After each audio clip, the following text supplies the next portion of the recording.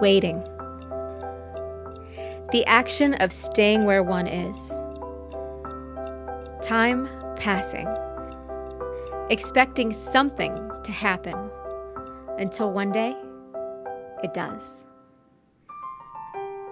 Advent is a time of waiting, of hope, of anticipation. God tells us in Galatians that when the fullness of time had come, God sent forth His Son.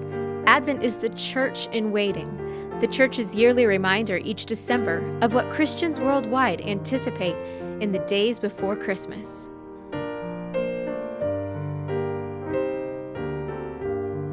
We wait for Christmas as Israel waited centuries for a Savior, for God to fulfill His covenant.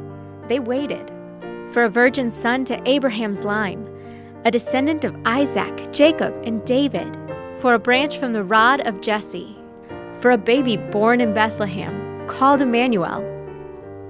For generations, God's people waited for the fulfillment of countless Old Testament prophecies of a Savior who would light this world brighter than any Magi star. Jesus was the long-awaited hope to a dark and sinful world.